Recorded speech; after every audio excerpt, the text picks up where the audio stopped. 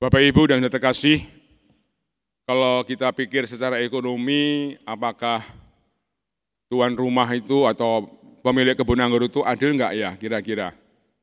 Dari kacamata ekonomi. Siapa yang bilang adil angkat tangan? Berarti enggak punya pekerja. Pasti akan marah mereka kan?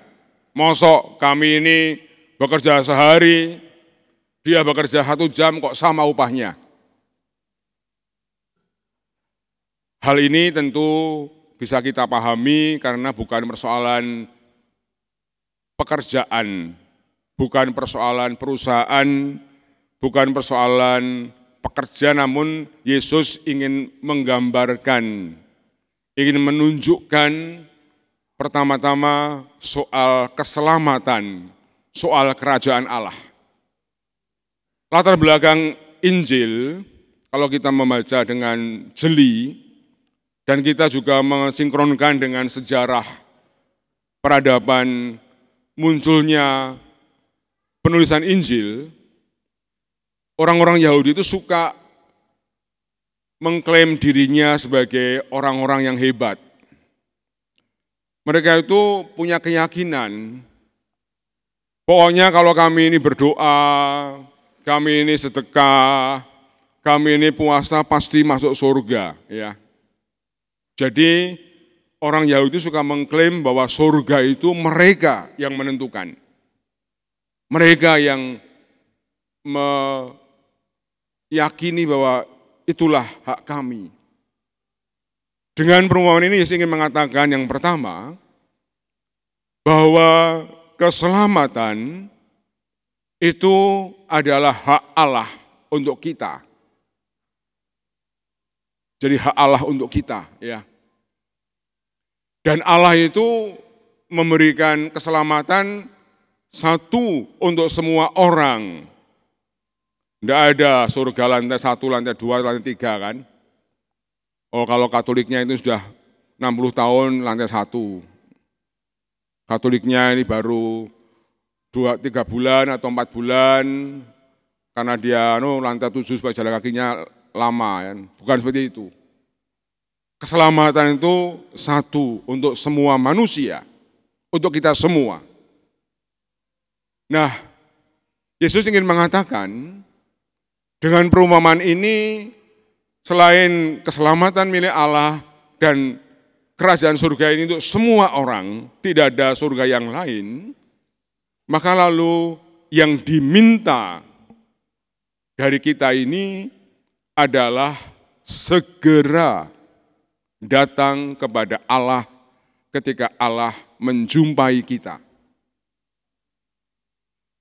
Ada orang yang potensial, ya kan,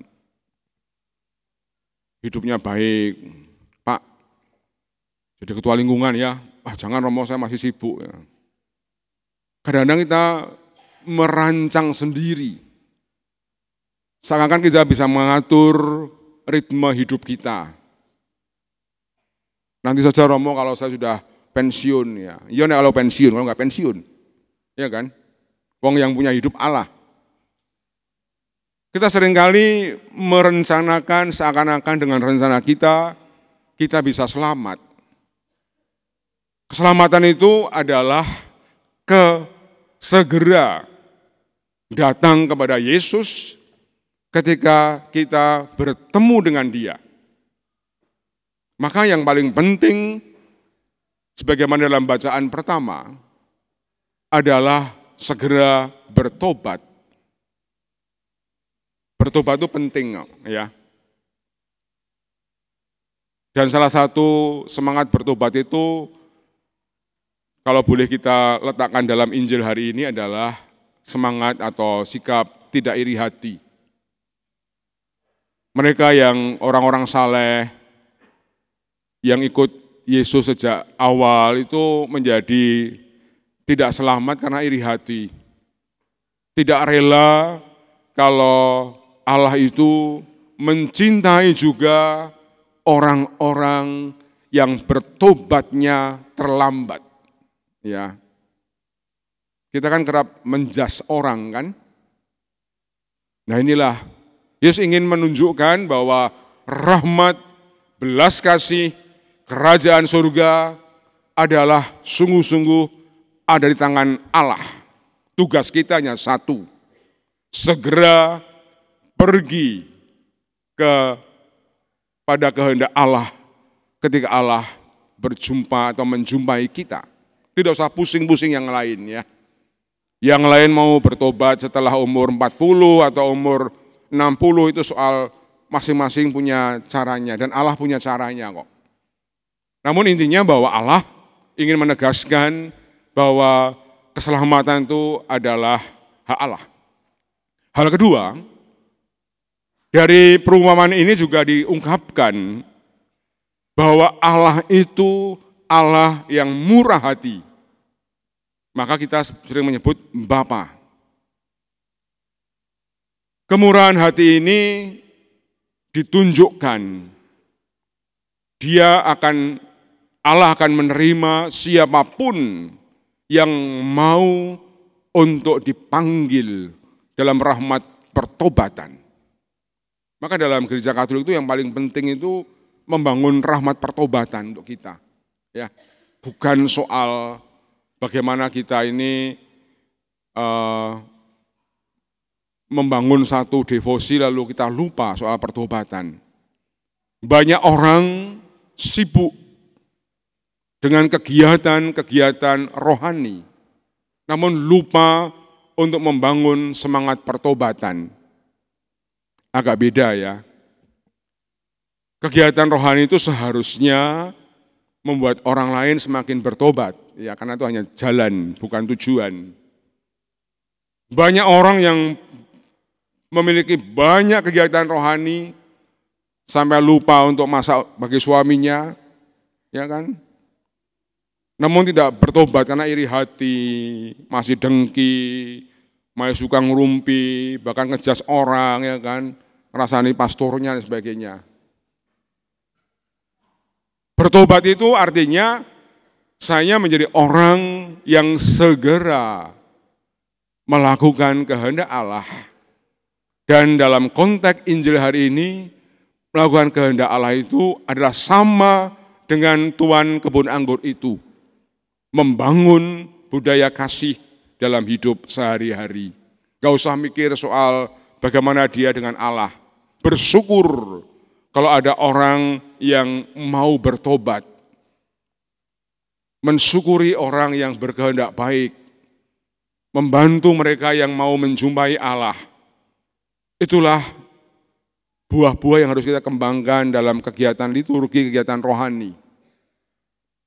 Selain soal rahmat, kerajaan surga adalah hak Allah.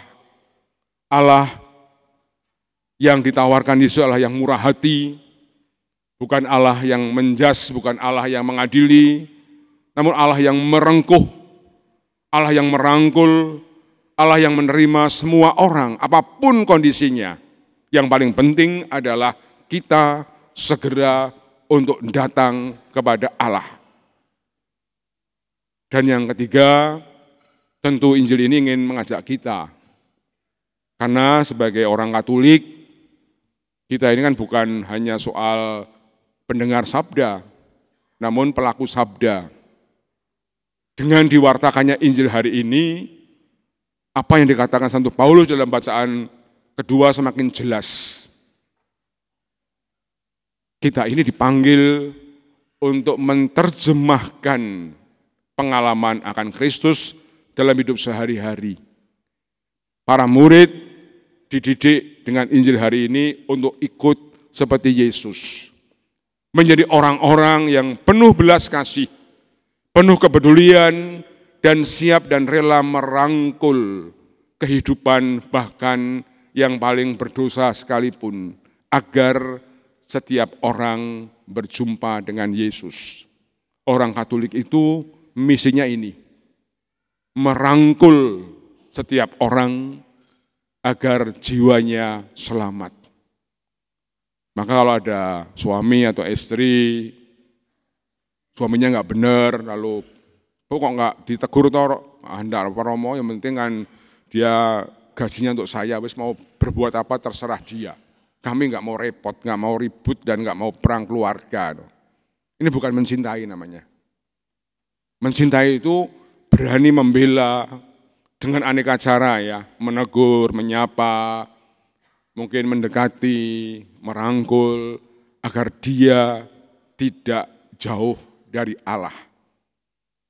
Mengapa ini terjadi dan mengapa Yesus mengatakan demikian? Karena tradisi perjanjian lama itu kan lebih gampang mengadili, ya kan, daripada membawa Allah yang berbelas kasih pada kehidupan. Maka keutamaan rohani yang harus kita munculkan, minimal yang saya renungkan hari ini adalah, oh ternyata betul ya, orang Katolik itu nilai utamanya ketika belas kasih menjadi budaya hidup saya. Karena iman yang saya hayati adalah Bapa yang baik, Bapa yang rahim, Bapa yang belas kasih, bukan Bapa yang menghukum, bukan Bapa yang jauh, bukan Bapa yang mengadili. Kerahiman Allah adalah bukti kalau kita mengimaninya dengan cara kita pun menjadi orang-orang yang rahim, sebagaimana Allah rahim. Tuhan memberkati. Amin.